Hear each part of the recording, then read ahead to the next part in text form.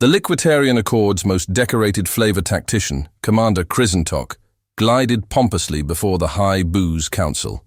6 levitating crystal decanters with twitchy mustaches and glowing rims of judgment, and pitched what he believed would be the most elegant conquest in galactic history. His voice, a mix between a cork pop and a whiny champagne fizz, reverberated through the chamber as he detailed Operation Sypnosis, a marvel of molecular mixology. The plan? Infuse human artisanal spirits with a psionic compliance agent so cunning, so euphorically obedient, it would turn Earth's entire population into pliant, well-garnished servants. Their weakness, he declared, is their obsession with cocktails. They worship bartenders. They write poetry about gin. Murmurs of approval bubbled through the room, though one council member noted that their last attempt, weaponized jazz, had instead led to the rise of something called smooth trap fusion and the subsequent destruction of 3 listening posts due to existential nausea. Undeterred, Krizentok launched the operation, deploying his finest agents disguised as cocktail consultants, influencers, and mustachioed speakeasy wizards to Earth. Unfortunately, Earth did what Earth always did when faced with an elegant, sinister alien plot. It got belligerently drunk and made a meme out of it. The first signs of failure came not from resistance, but 5-star Yelp reviews. A New Orleans dive bar unknowingly served the first batch of Obey Grony, which should have turned patrons into pliant followers of the Accord. Instead, it caused an impromptu jazz conga line, 3 marriage proposals, and a new viral trend called Mind Melt Mojitos.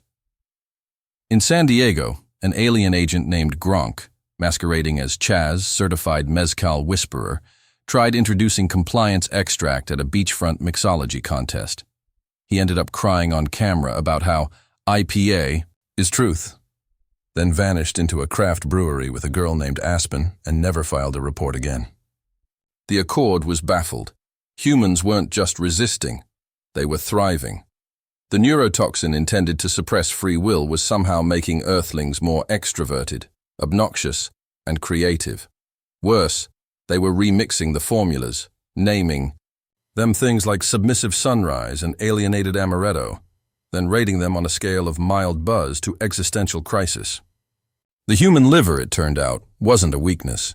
It was a battleground hardened by centuries of tailgates, bachelor parties, and regrettable decisions made in Las Vegas at 2 a.m.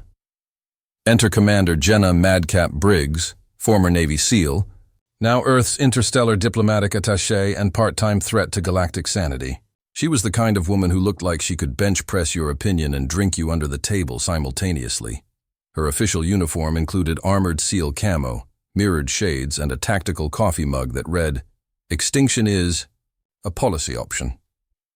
She was briefed by the UN's very hastily constructed Earth Defense Spirits Division, which may or may not have been her idea during a bourbon-fueled strategy meeting. Her assignment: observe, report, and try. Please. For the love of Geneva III, not to punch anyone. She lasted 14 minutes. By the time she reached the New York speakeasy Velvet Vortex, she had already taste-tested 6 suspect drinks, drop-kicked a suspicious bartender with glowing retinas, and confiscated an entire crate of compliance Chardonnay, with a smirk and a warrant she'd forged from a cereal box. As she watched 2 liquitarian agents in human disguise attempt to hypnotize a group of Brooklyn hipsters who were more concerned about whether the bitters were house-made, Jenna realized something dark and deeply American. The aliens had created the ultimate party fuel, and humans, blessed, deranged humans, were about to franchise it. By midnight, she had a suspect list of glowing-eyed mixologists, several half-written operational guidelines scrawled on napkins, and a headache caused by psionic pisco. She sent a voice message to her second-in-command, Sergeant O'Malley, a hungover Irishman with the emotional range of a firecracker and the tactical IQ of a particularly sarcastic raccoon. "O'Malley," she said, "we're not dealing with an invasion. We're dealing with a hostile beverage distribution network. and Earth just declared itself the drunk, belligerent CEO. She kicked open the door to the rooftop bar, where another batch of cocktails was being served by someone who looked suspiciously like a glowing bottle of bitters in a wig, drew her sidearm, painted with the words, "Make mine a double," and yelled, "I'm invoking Diplomatic Clause 37B. That means I get to drink everything and ask questions later." The invasion had begun. Unfortunately for the Liquitarian Accord, Earth had already decided it was thirsty. The morning after what local media affectionately dubbed the Manhattan Mixocalypse, Jenna Briggs stood on the balcony of her temporary command post, an abandoned gin distillery that now served as Earth's front line in the most absurd war ever waged.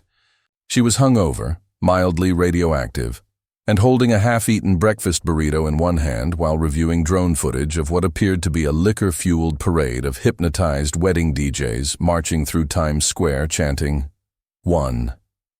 More round for the mind-bound." Despite the chaos, there was no actual sign of subjugation, just elevated blood alcohol content and skyrocketing sales of artisanal bitters. The Liquitarian Accord's subtle conquest through elegant inebriation was floundering harder than a mojito at a biker bar. Jenna's new ops team was as unconventional as the mission itself. Sergeant O'Malley had retasked his bar brawl training into tactical hangover resistance drills, while a reformed alien agent named Gronk, now permanently dressed in a flannel shirt and beanie, had become the team's reluctant IPA analyst and unofficial morale officer. "It's about hops and hope," he kept saying. No one knew what that meant, but his blog Hopocalypse Now was trending on 3 planets. Jenna rolled her eyes and poured a shot of black espresso into her hydration flask, adding a splash of something that would have caused an interstellar ethics violation if anyone were still enforcing those. Surveillance logs revealed a disturbing pattern. Liquitarian agents were attempting to spike drinks at increasingly ridiculous venues, bingo halls, goat yoga retreats, and a silent disco inside a sensory deprivation tank. But the more cocktails they released, the weirder Earth got, and not in a way the aliens could control.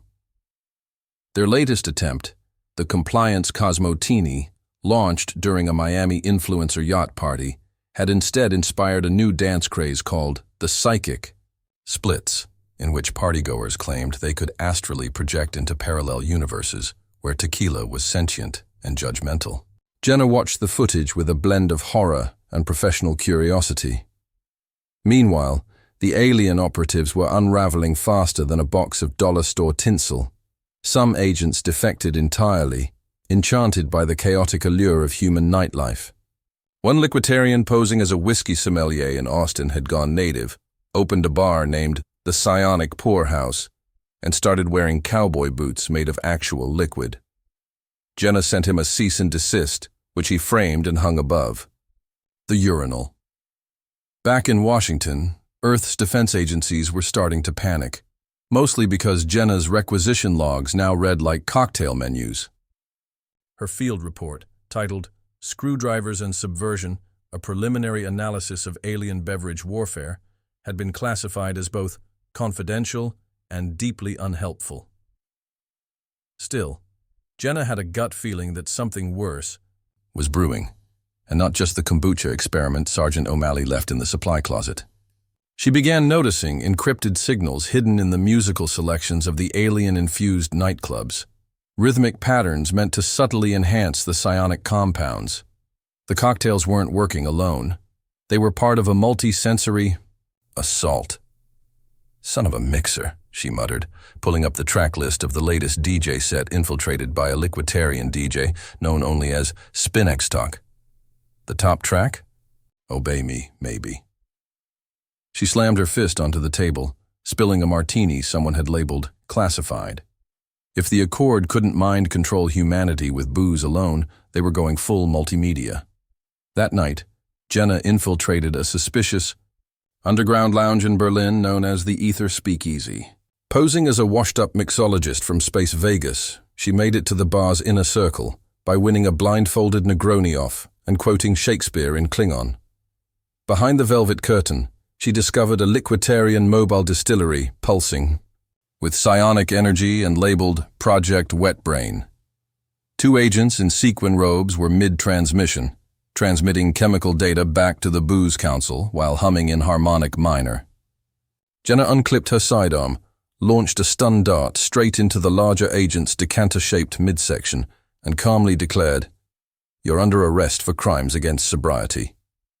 The smaller one panicked and tried to escape through a champagne bottle-shaped emergency chute, only to get stuck halfway yelling, "Tell Krizentok Earth drinks weird."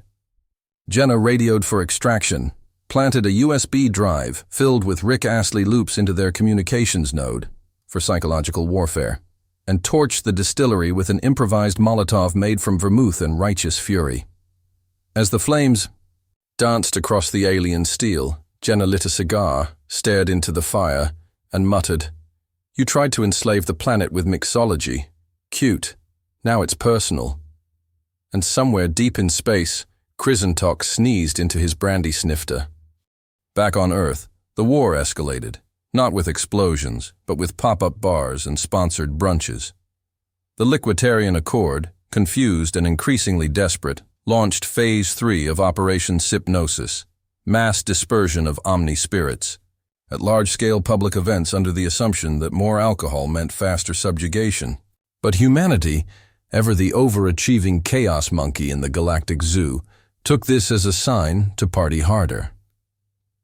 What was meant to be a psychic subjugation event at Coachella turned into the birth of Ravijutsu, a martial arts form involving glow sticks, interpretive screaming, and precisely timed shots of compliance rum. Jenna Briggs, now operating under the totally made-up but government-sanctioned authority of the UN Booze Combat Liaison Office, UNBCLO, activated Project Hangover. SHIELD. She deployed operatives to major target zones, a misfit crew of Marines, DJs, bartenders, medical interns, and one rogue TikTok sommelier who insisted on being called Dr. Drinklove. Sergeant O'Malley trained them in bar fight kinetics and alcohol absorption strategies while conducting recon missions via party buses outfitted with ethanol scanners and tactical karaoke. Meanwhile, Jenna herself had tracked a fresh lead to an underground speakeasy in Prague, where a suspiciously good Bloody Mary was causing people to speak in tongues. Literally. She sampled one herself, and for 20 minutes could fluently insult someone in 17 alien dialects. It was, by her own account, the most linguistically productive hangover she'd ever had. Back at base, Gronk, the reformed liquitarian with a growing cult following, began live streaming daily beer, reviews spliced with impassioned anti-Accord monologues. To the Accord's horror, this began to turn their own agents.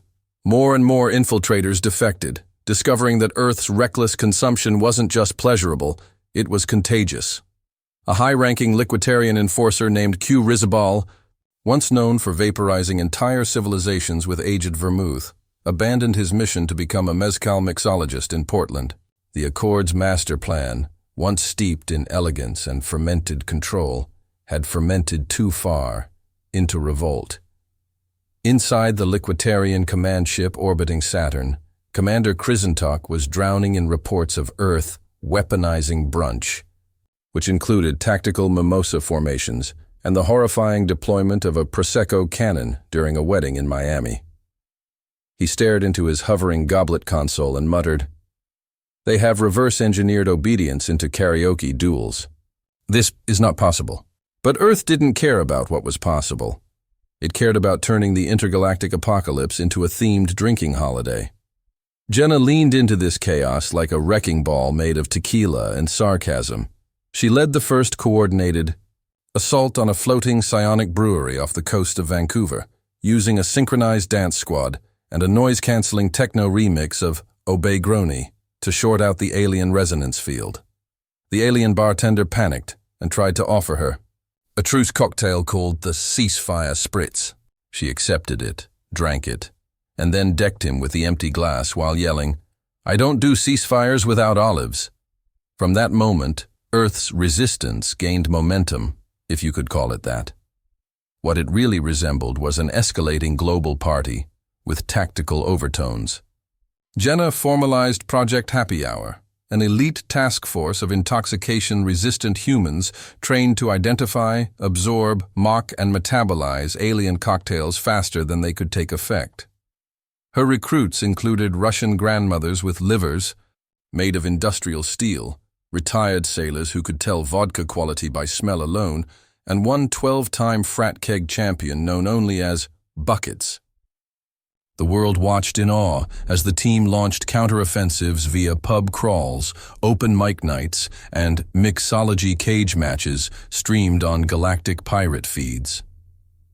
The Liquitarian Accord tried one final push, releasing a galactic vintage called Soul Chardonnay, designed to reduce humans to obedient drones with emotional overtones of despair and floral regret. It debuted at a Burning Man-style event in the Gobi Desert. Jenna was there, armed with nothing but mirrored shades, a tactical fanny pack full of lime wedges, and her grim resolve to weaponize sarcasm into a victory speech. As the wine flowed, so did the chaos. The Soul Chardonnay didn't induce despair.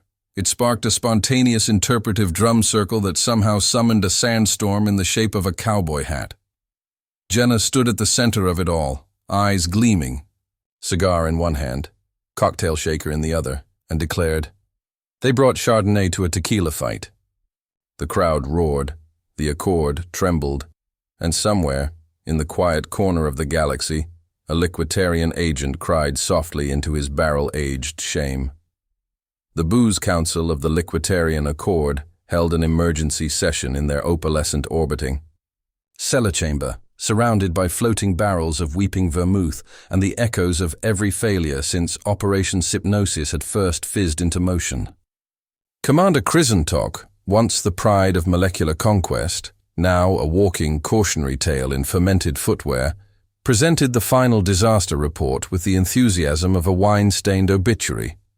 Earth, he admitted, had not only resisted the compliance extract, but repurposed it into a cocktail competition show hosted by ex-Marines and judged by retired nuns with blood alcohol tolerances that defied known biology.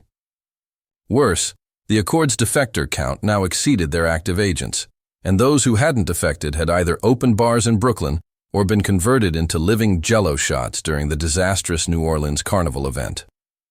Meanwhile, on Earth, Jenna Madcap Briggs stood at the head of the War Council, half a war room, half a tiki bar, addressing her assembled unit of sarcastic specialists, tactical drinkers, and one sentient blender named Carl.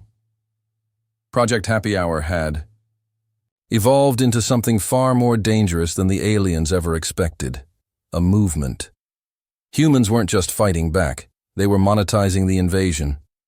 Branded mugs, Obey Grony t-shirts, tactical mixology masterclasses, all part of an Earth-born counterculture so potent it had begun leaking into the galactic net, infecting other civilizations with the dangerous idea that alcohol and rebellion went better together than surrender and compliance. Jenna sipped moonshine from a shot glass engraved with her call sign and laid out the final plan. A full-frontal diplomatic assault on the Booze Council itself. No weapons, no warships, just Earth's finest liquors, its boldest bartenders, and her uncle's infamous corn whiskey that once dissolved a trailer hitch on contact.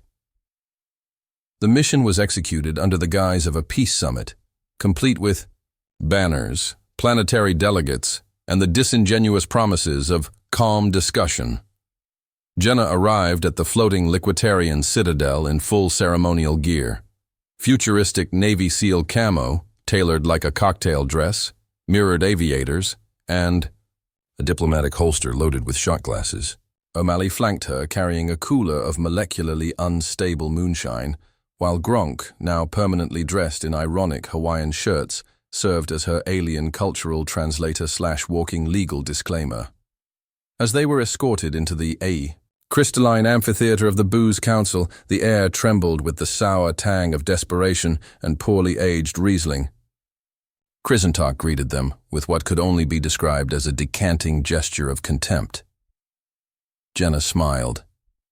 Not because she respected the council, but because she knew they were about to drink something that would ruin their entire sense of superiority. She launched into her speech, a sarcastic ballet of mockery, military jargon, and absolutely no diplomatic filters. "You wanted our obedience," she said, setting down a glowing jug of whiskey so volatile it pulsed like a small sun.